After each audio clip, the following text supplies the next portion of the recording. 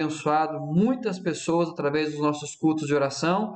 E como eu sempre falo, não é quem ora, é quem ouve a oração. Então, esse é o privilégio que nós temos nessa noite de poder falar com Deus através da oração e sabendo que Ele ouve a nossa oração e Ele tem nos abençoado. E eu quero convidar você a fazer isso hoje, a falar com Deus através da oração. Eu quero ter uma palavra com vocês hoje, uma palavra da parte de Deus, uma palavra que me abençoou ao longo do dia hoje, preparando essa mensagem. E aí, sempre como eu tenho falado, às quintas-feiras nós não temos uma série de mensagens, nós não temos seguido uma série específica de mensagem, mas nós temos, conforme Deus falando no nosso coração, nós vamos tratando assuntos presentes na nossa vida, assuntos que fazem parte do nosso dia a dia. E essa mensagem de hoje é exatamente algo que mexeu comigo hoje pela manhã e me trouxe assim um desejo de compartilhar com vocês. E ao longo do dia, então, Deus foi falando comigo, ministrando, e aí eu preparei essa mensagem e eu quero compartilhar ela com vocês. Hoje de manhã, fazendo a minha caminhada, retornando às minhas caminhadas, né? E eu tive uma experiência interessante hoje, saindo caminhar pela manhã, obviamente usando máscara, mas me deparei com muitas pessoas fazendo a caminhada também sem máscaras. E, obviamente, quando nós passávamos perto um do outro, era um momento que a gente deveria estar usando máscara. Mas as pessoas, então, já acostumadas a caminhar pela manhã, não utilizam essa máscara, nem mesmo quando cruza com o outro na rua. Eu, quando estou longe das pessoas, longe dali, então eu dou aquela respirada, e aí quando eu me aproximo, coloco a máscara para poder passar. Mas sabe que interessante? Quando eu passava perto das pessoas com máscara, a incômoda situação de se estar usando máscara. Eu não sei se você já teve essa experiência de ir em um local onde as pessoas não estão usando máscaras e você está utilizando e você se sentir mal, se sentir incomodado porque você está usando máscara. E é interessante que era esse o sentimento que eu tinha quando eu passava perto das pessoas hoje pela manhã e aí parecia, as pessoas olhavam para mim com um sorriso assim, dando bom dia, mas parece que eu me sentia incomodado pelo fato de eu estar usando máscara e elas não estarem usando. Mas sabe, queridos, a minha percepção é que já existe uma onda de acomodação como se tudo tivesse passado. Quando eu passo perto de pessoas assim, eu me sinto incomodado de olhar para elas sem máscaras, e pelo fato de eu estar com a máscara, eu percebo então que a minha percepção, olhando essas pessoas, é que parece que tem uma onda, já que a palavra do momento é esta onda, antes era o pico, né, quando vai ser o pico, e essa palavra agora tá na moda, agora a onda, né, a segunda onda, mas parece que a onda do momento é que as pessoas se acomodaram de tal forma como se tudo já tivesse acabado, como se tudo já tivesse passado, como se a pandemia já não existisse mais. Mas, queridos, o momento ainda é delicado e incerto. Esta é a certeza que nós temos, que o momento ainda é necessário muito cuidado, muita precaução. E é interessante que, quando nós pensamos nessa realidade, que aparentemente tudo está bem, eu me lembro desse versículo de Provérbios 1:32. Diz assim: os nécios são mortos por seu desvio, e aos loucos a sua impressão de bem-estar os leva à perdição. Então, achar que tudo vai bem, que tudo está bem, que essa onda já passou, que a acomodação agora, que tudo vai bem, isso tem trazido muitos riscos. Nós temos visto essa realidade na Europa, aonde voltaram a liberar as coisas, tudo voltando à normalidade da vida, e infelizmente hoje vive a realidade da chamada segunda onda. Queridos, e esse é o grande problema. É quando achamos que tudo vai bem, nós somos levados então a um comodismo e a um relaxamento, achando então que não precisamos mais precaver em relação à realidade do perigo, do risco. Nós temos sempre uma tendência de baixar a guarda quando tudo aparentemente normaliza. Essa é a realidade da nossa vida. Quando parece que tudo está bem, quando parece que não estou falando mais somente da pandemia em si, mas a nossa vida como um todo. Quando tudo parece que está bem na nossa vida, é hora que nós baixamos a guarda. Então, por exemplo, quando a nossa vida financeira começa a caminhar bem, nós baixamos a guarda e é hora que nós perdemos o controle. Quando os nossos relacionamentos aparentemente estão bem, é hora que nós baixamos a guarda e não mais nos preocupamos em cuidar dos nossos relacionamentos. Então, quando as coisas aparentemente vão bem na nossa vida, aparentemente estão normalizadas, é hora que nós baixamos a guarda. Já percebeu que, por exemplo, os acidentes domésticos acontecem sempre no final das coisas? Já percebeu, por exemplo, que muitas vezes nós caímos ou as pessoas caem exatamente no último degrau da escada? É a hora que termina a escada, é a hora que acontece a queda. Já percebeu que a maior parte dos riscos que tem no nosso carro foram feitos exatamente na garagem da nossa casa? É exatamente, parece que quando as coisas se normalizam, quando chega no momento que nós baixamos a guarda, é hora que as coisas erradas acontecem. Mas sabe quais são os perigos de baixar a guarda? Colocar pelo menos 3 perigos quando nós achamos que tudo está normalizando e baixamos a guarda. O primeiro perigo, vacilar em nossa confiança em Deus. Então, quando nós achamos que tudo vai bem, nós corremos o risco, então, de vacilar na nossa confiança em Deus. Nós somos comumente levados a buscar a Deus, a confiar mais em Deus, quando as coisas estão ruins, quando as notícias não são boas, quando a saúde não está presente. É hora que nós somos desafiados a confiar em Deus. Mas quando tudo vai bem, nós corremos o risco, então, de baixar a guarda e vacilar em nossa confiança em Deus. Então, quando o perigo de baixar a guarda, colocar em risco o que nós já conquistamos. Então, quando nós passamos por um processo de conquista e as coisas começam a se tornar mais fáceis e a coisa começa a normalizar na nossa vida, é hora que nós baixamos a guarda e corremos um grande risco de perder aquilo que nós já conquistamos. E o terceiro perigo, permitir que a ingratidão ganhe espaço em nosso coração. É hora que nós permitimos, queridos, que a ingratidão faça parte, então, do nosso coração. Por quê? Já que há um risco de deixar de confiar em Deus, já que há um risco de de perder aquilo que nós já conquistamos, muitas vezes nós questionamos por que Deus permitiu que coisas ruins acontecessem, se na verdade fomos nós que baixamos a guarda, se na verdade fomos nós que não demos importância devida no momento certo àquilo que era importante. Viver um tsunami, aonde poderíamos viver a calmaria. Como eu falei, já que a onda está na moda, viver um tsunami, aonde poderíamos apenas viver a calmaria. Esse é o grande risco que nós corremos quando nós baixamos a guarda. Eu usei aqui apenas a introdução à realidade da pandemia, mas eu quero que você pense em todas as áreas da sua vida. Quando você baixa a guarda em relação aos seus relacionamentos, em relação à criação dos seus filhos, em relação à sua vida financeira, em relação à sua espiritualidade. E aí então aquilo que deveria ser um momento de calmaria na nossa vida, mas diante da realidade que nós baixamos a guarda e achamos que tudo ia bem, que tudo estava normal, é hora que nós passamos a viver um tsunami na nossa história. Olha o que diz a continuidade do versículo. Mas o que me der ouvidos habitará seguro, tranquilo e sem temor do mal. Esse versículo aqui, a introdução do livro de Provérbios, está falando exatamente da busca pela sabedoria. A sabedoria que grita nas praças, que grita nas ruas, a sabedoria que deseja ser ouvida, essa necessidade que nós temos de ouvir a sabedoria, e a sabedoria gritando muito para que nós possamos escutá-la. Mas quando nós achamos que tudo vai bem, como nós lemos no versículo 32, que aos nécios, ao sentimento de achar que tudo vai bem, tem os levado à perdição, Então, quando nós achamos que não precisamos mais dar ouvidos à sabedoria, é hora que nós baixamos a guarda e aí nos perdemos.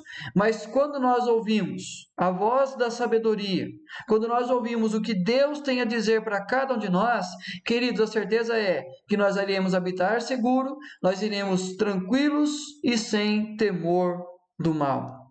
Diante dessa realidade, eu quero conversar com vocês sobre esse tema, a prudência como fruto da confiança em Deus. Por que eu coloquei esse tema? Porque muitas vezes nós achamos que confiar em Deus não se faz necessário a prudência. E também outras vezes nós achamos que porque nós somos prudentes, nós não precisamos confiar em Deus. Mas o que nós precisamos aprender na nossa vida é que a prudência, ela é um fruto, uma consequência da nossa confiança em Deus. E o texto que eu quero ler com vocês é o livro de Neemias, capítulo 7, do versículo 1 ao versículo 4. É o texto base para a gente conversar sobre esse tema, sobre a prudência como fruto da confiança em Deus. Neemias capítulo 7, versículo 1 diz assim: Ora, uma vez reedificado o muro e assentadas as portas, estabelecidos os porteiros, os cantores e os levitas, eu nomeei Hanani, meu irmão, e Ananias, maioral do castelo, sobre Jerusalém. Ananias era homem fiel e temente a Deus, mais do que muitos outros. E lhes disse: não se abram as portas de Jerusalém até que o sol aqueça, e enquanto os guardas ainda estão ali, que se fechem as portas e se tranquem. Ponham-se guardas dos moradores de Jerusalém, cada um no seu posto diante de sua casa. A cidade era espaçosa e grande, mas havia pouca gente nela, e as casas não estavam edificadas ainda. Nós conhecemos a história de Neemias. O povo foi levado para a Babilônia no cativeiro, e ali ficaram 70 anos naquele cativeiro. Uma nova geração nasce naquele cativeiro, e um daqueles que nasceram no cativeiro foi exatamente Neemias. Mas Neemias cresceu ouvindo as histórias, e ele recebe parte do povo que estava em Jerusalém, um local totalmente destruído pela Babilônia, e ele recebe aqueles irmãos queridos dele, seus parentes que estavam lá, e ele recebe informação como estava Jerusalém. E aí o texto, primeiro capítulo, fala que ele se quebrantou na presença de Deus e se colocou na presença desse Deus, e aí nós sabemos que Deus o levantou para que ele voltasse para Jerusalém juntamente com o seu povo, para reconstruir aquela cidade, reconstruir o seu povo, reconstruir a nação de Deus, para que quando se cumprisse os 70 anos para o seu povo, Deus iria libertá-los, eles voltariam para Jerusalém. E aí, então, nessa realidade, dessa história de Neemias, nós conhecemos a prudência dele durante a missão. Neemias era um líder extremamente prudente em cada etapa do processo da reconstrução de Jerusalém, dessa missão que ele recebeu da parte de Deus, da missão que Deus tinha para reconstruir a história daquele povo, e ele coloca Neemias como parte dessa missão, e nós encontraremos ao longo da história desse livro como Neemias foi um líder extremamente prudente. A prudência dele, quando ele toma a decisão de começar pela oração. A primeira atitude dele foi orar. A prudência com o preparo para responder ao rei. Ele ora, e quando ele tem a oportunidade de comparecer na presença do rei, ele está preparado para responder às perguntas do rei. A vistoria em Jerusalém.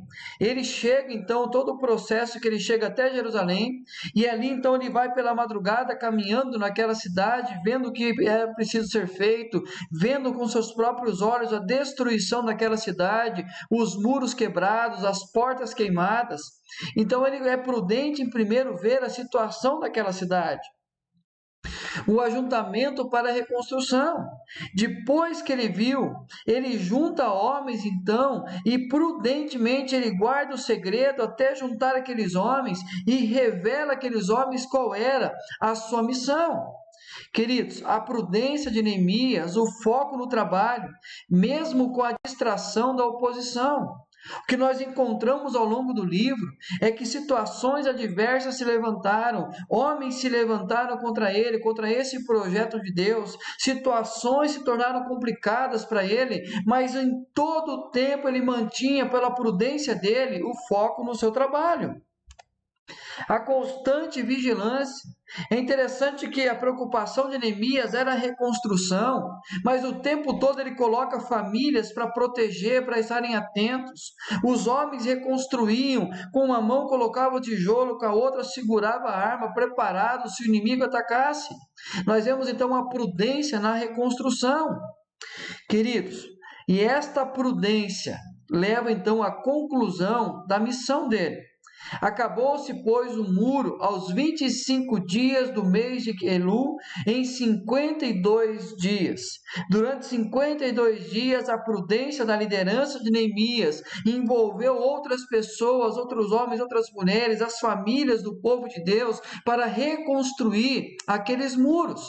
E chega então no capítulo 6, versículo 15, é essa descrição daquilo que Neemias, juntamente com o seu povo, reconstruiu em 52 dias, um muro de uma cidade que estava destruído. A contínua prudência dele, é o texto que nós lemos. E lhes disse: não se abram as portas de Jerusalém até que o sol aqueça, enquanto os guardas ainda estão ali, que se fechem as portas e se tranquem, ponham-se guardas os moradores de Jerusalém, cada um no seu posto diante de sua casa. Queridos, a contínua prudência, ele termina a reconstrução do muro, mas era preciso continuar se protegendo, era preciso continuar sendo prudente, porque quando se abrissem as portas, o restante viria, o restante da nação de Jerusalém, que ainda estava na Babilônia, voltaria para Jerusalém. Eles precisariam sair daquela cidade, precisariam ter o comércio com outros povos. E a preocupação de Neemias é, quando se abrir, eu só abro essas portas quando o sol estiver já colocado, quando o sol já estiver ali na luz do dia, para que não haja perigo. Mas mesmo assim, que os guardas estejam ali, que as famílias estejam atentas. Então nós vemos a prudência de Neemias no começo, desde o início na oração e depois da conclusão da obra. E aí nós aprendemos, queridos, 4 lições sobre a prudência como fruto da confiança em Deus através da história de Neemias e da reconstrução de Jerusalém. E a primeira lição que nós aprendemos, que a prudência como fruto da confiança, por compreender a responsabilidade que temos nas mãos.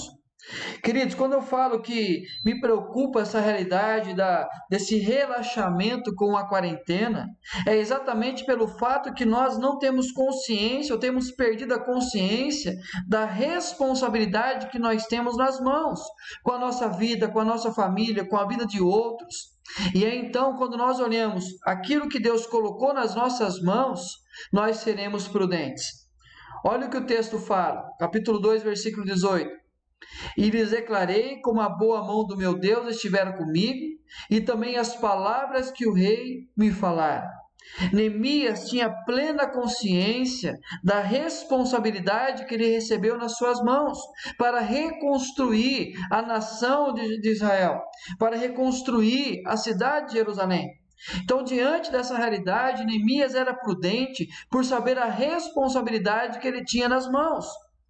Queridos, enviei-lhes mensageiros a dizer: estou fazendo grande obra, de modo que não poderei descer. Por que cessaria a obra, enquanto a deixasse deixasse e fosse ter convosco? Neemias recebe cartas de Tobias e outros homens dizendo assim: deixa a reconstrução, deixa a sua obra e vem ter conosco. Neemias sabia a importância da obra, Neemias sabia a responsabilidade que ele tinha nas mãos, Neemias sabia o compromisso e a urgência da sua obra, e como consequência disso, ele não poderia abrir mão da obra que ele estava realizando para que ele fosse distrair com as conversas do inimigo. Queridos, nós precisamos entender a responsabilidade que nós temos nas mãos, no que Deus tem colocado nas nossas mãos, para então que nós possamos continuar a prudência. Quando olhamos o que fazemos pela ótica de Deus, nos conscientizamos da importância do que nós fazemos. Presta atenção nessa frase. Quando eu estou fazendo o que eu estou fazendo, mas olhando com a minha ótica, aquilo parece que não é importante. Mas quando eu olho com a ótica de Deus e vejo o projeto de Deus e vejo o quanto Deus está agindo por trás daquilo que está acontecendo, aí sim eu tenho plena consciência da responsabilidade que eu tenho nas minhas mãos. Um exemplo muito simples: quando nós compartilhamos o Evangelho com alguém, parece que é algo corriqueiro, algo comum, algo simples, mas não é, queridos. Quando nós olhamos com a ótica de Deus e vemos o que Deus pode produzir na vida de alguém, na vida da família de alguém, através da ministração do Evangelho, aí eu percebo a responsabilidade que eu tenho nas mãos. Quando eu olho o cuidado que eu preciso ter com o outro e a realidade que eu tenho que amar o meu próximo, com a ótica do olhar de Deus, eu percebo a responsabilidade que eu tenho nas mãos. A primeira lição: nós somos prudentes como fruto da confiança em Deus, porque eu sei, e você precisa saber cada dia, a responsabilidade que tem nas mãos. Mas o segundo, a prudência como fruto da confiança em Deus, a prudência não nos tira do foco. Lembra que eu falei que os acidentes acontecem sempre no último degrau da escada? O risco que tem no nosso carro, a maior parte dos riscos acontece na garagem da nossa casa. É exatamente a hora que nós perdemos o foco, é a hora que nós deixamos, não nos preocupamos mais, e a hora que nós deixamos de ser prudente, é a hora que acontece os acidentes. Queridos, a prudência precisa então mostrar para nós essa realidade de manter o foco. Olha o que Neemias fala, Neemias 7,4: a cidade era espaçosa e grande, mas havia pouca gente nela, e as casas não estavam edificadas ainda. Qual era a preocupação de Neemias em esperar apenas o sol nascer para que eles pudessem abrir as portas? Por que a preocupação de Neemias em ter as famílias ocupando os seus espaços para proteger a cidade? Porque ainda não haviam voltado todos de Jerusalém. Com Neemias volta apenas a primeira leva, com Esdras voltará a segunda leva de judeus. E aí então a cidade era muito espaçosa, as casas ainda não todas as casas foram construídas. Eles tinham muita obra ainda para fazer, eles tinham muita coisa ainda para acabar. Queridos, quando nós somos prudentes, a prudência vai nos manter o foco. A reconstrução do muro era apenas uma etapa. Reconstruir em 50 dias, 52 dias aquele muro, era apenas uma etapa do processo. Quando você lê todo o livro de Neemias e lê o livro de Esdras, você vai perceber, queridos, que ia muito além o projeto de Deus. Não podemos confundir o meio com o fim. Quando nós confundimos o meio com o fim, nós baixamos a guarda e deixamos de ser prudentes. Mas a prudência nos faz manter o foco. A satisfação pessoal não é a base para o que Deus tem a fazer. É interessante isso. Muitas vezes nós nos encontramos numa situação que nós estamos satisfeitos pessoalmente, mas Deus tem muito mais para fazer na nossa vida. Quando nós olhamos, por exemplo, os nossos relacionamentos, nosso casamento, nós olhamos assim: eu me encontro satisfeito no meu casamento, mas a satisfação pessoal não é a base para aquilo que Deus quer fazer. Deus quer construir mais, quer construir novas realidades. Queridos, talvez diante daquela realidade da reconstrução do muro, aquele povo pudesse dizer assim: que bom, nós já temos o muro, já estamos protegidos. Mas Deus tinha algo maior. Deus iria trazer a segunda leva de judeus. Deus, através agora de Esdras, iria reconstruir o poder civil daquela cidade. Deus iria reconstruir a espiritualidade daquela nação. Deus iria reconstruir a identidade do seu povo. Então, quando nós olhamos a etapa do muro, era apenas uma etapa.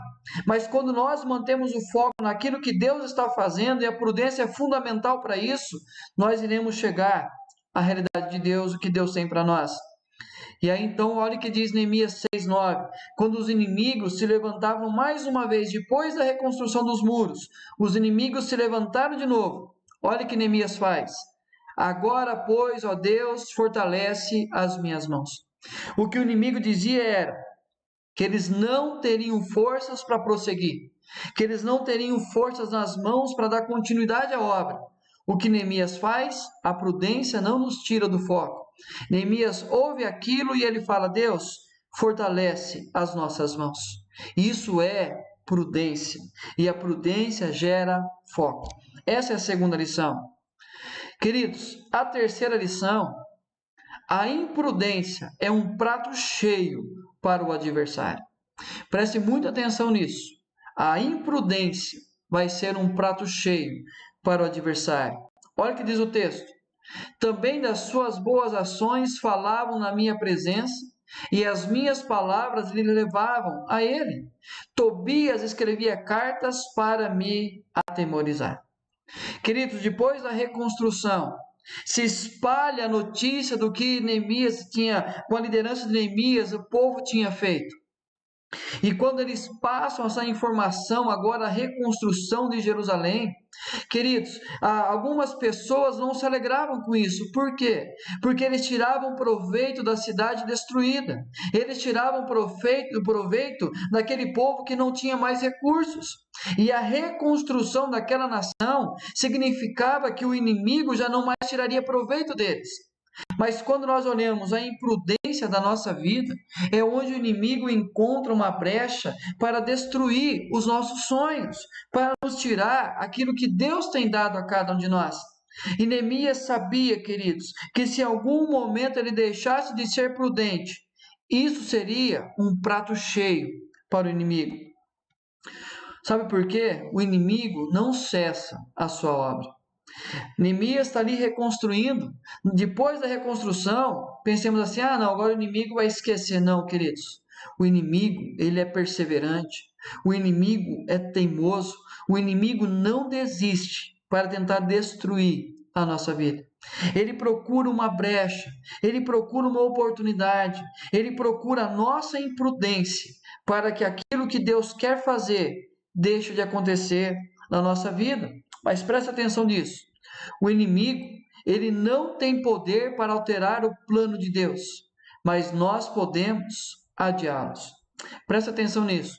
Aquilo que é projeto de Deus, aquilo que é plano de Deus, aquilo que é vontade de Deus, o inimigo pode se levantar o quanto quiser. O inimigo não pode alterar o plano de Deus.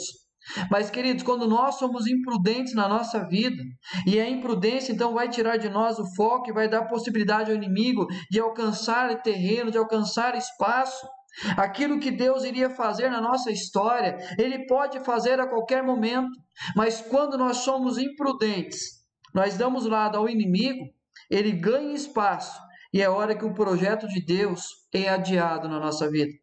Porque muitas vezes nós sofremos em relação aos nossos relacionamentos. Porque aquilo que Deus queria fazer, nós fomos imprudentes, o inimigo fez a festa. E aquilo que Deus tinha para nós naquele momento, nós adiamos para uma outra oportunidade. O problema do quase perfeito é a enganosa satisfação. Tá tudo, sabe aquela velha frase, se melhorar vira festa? E então nós achamos que já está bom. Queridos, isso gera imprudência na nossa vida. Porque é uma enganosa satisfação. Achar que já está quase perfeito e já estamos satisfeitos, cuidado com isso. Deus tem algo mais para nós. E a quarta lição desse texto: a prudência revela quem é o nosso provedor. Quanto mais prudente eu sou, mais revela sobre quem é o meu provedor. Olha o que diz o texto. Sucedeu que, ouvindo todos os nossos inimigos, temeram todos os gentios, nossos circunvizinhos, e decaíram muito no seu próprio conceito, porque reconheceram que por intervenção do nosso Deus é que fizemos esta obra. Os inimigos viram a prudência de Neemias, a prudência daquele povo que a noite e dia trabalhava na reconstrução. Mas, queridos, quando nós somos prudentes, isso vai revelar o Deus que nós servimos, isso vai revelar o Deus em quem nós confiamos, o Deus que tem cuidado de nós. Torna-se visível o fruto da confiança. Então, o fato de eu estar me cuidando, o fato de eu estar protegendo a minha família, o fato de eu estar buscando a Deus de todo o meu coração, o fato de eu estar priorizando a minha espiritualidade, o fato de eu ser prudente em todas as áreas da minha vida, mostra algo muito importante. Por que que nós somos prudentes? Porque eu sei o Deus ao qual eu sirvo, e eu sei que esse Deus é o meu provedor. E se tornou visível a todas as pessoas que outrora tirava proveito de Israel, outrora invadia Jerusalém e tirava o que eles tinham, outrora não permitia a restauração daquele povo, mas Deus providenciou, Deus deu meios para que Neemias fosse até lá, Deus deu forças àquele povo para reconstruir aquela cidade, e quando os inimigos da circunvizinhança viram o que havia acontecido em Jerusalém, eles mesmos decaíram no seu próprio conceito. E aí eles reconheceram que foi por intervenção divina que eles conseguiram reconstruir. É isso que acontece na nossa história quando nós partimos da prudência e confiança em Deus. E as pessoas irão olhar e perceber que foi por intervenção divina que aquilo aconteceu na nossa história. A prudência revela quem é o nosso provedor, porque não nos permite a soberba, pois nos levaria à imprudência.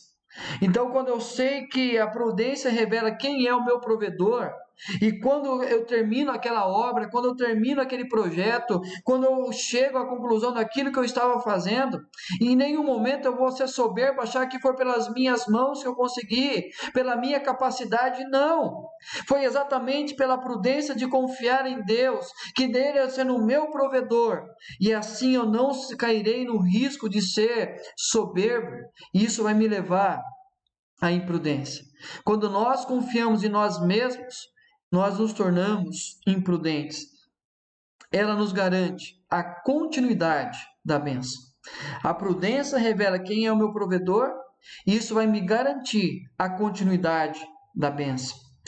Queridos, a prudência como fruto da confiança em Deus. Por que que nós temos que aprender sempre a prudência e mostrar que a prudência, queridos, é o fruto da minha confiança em Deus? Como nós vimos hoje, primeiro, por compreender a responsabilidade que temos nas mãos. A prudência não nos tira do foco. A imprudência é um prato cheio para o adversário. E a prudência revela quem é o nosso provedor. Queridos, sejamos prudentes. A prudência é fruto da nossa confiança em Deus. Porque eu vejo pessoas sendo imprudentes por dizer que confiam em Deus. Ah, Deus é quem cuida. Ah, Deus é quem livra. Ah, o meu Deus está comigo. Ah, o meu Deus vai fazer. Queridos, Deus nos deu a capacidade de refletir para que nós possamos aprender a prudência, para que esta prudência revele o quanto nós confiamos em Deus. Então, ser prudente é fruto da minha confiança em Deus. Agora, se eu sou imprudente, é fruto da confiança em mim mesmo. Nós vivemos dias maus.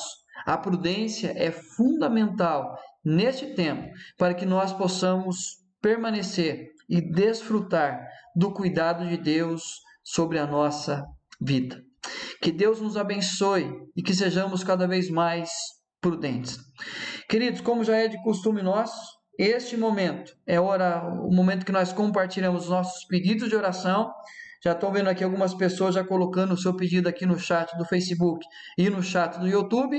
Então compartilha, vamos ter um momento de louvor e em seguida então nós teremos um momento especial de oração. Então, enquanto estivermos louvando, compartilhe aí o seu pedido de oração.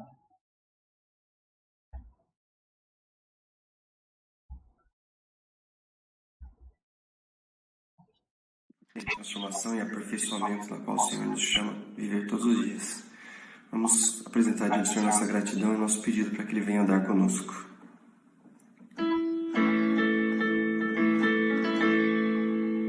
Mudaste minha vida com teu falar, Senhor. Arrebataste o meu coração por inteiro. Senhor, eu nunca mais serei o mesmo, pois o teu amor me libertou. Eu quero viver nos teus braços, Senhor, eu te peço. Vem andar comigo.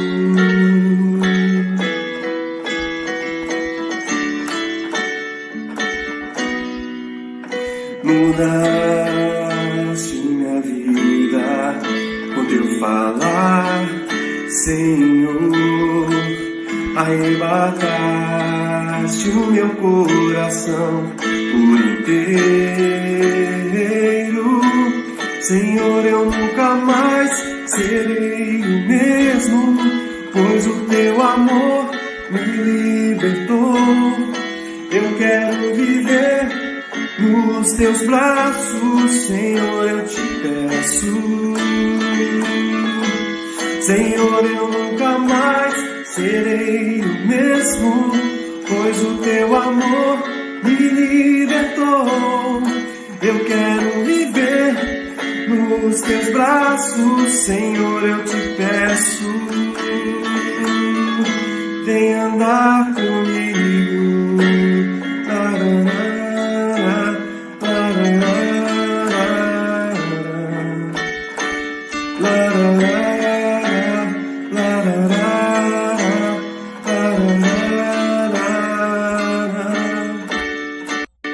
Me encha de ti, em tua presença, quero transbordar do teu amor, tipos como selos sobre o meu coração.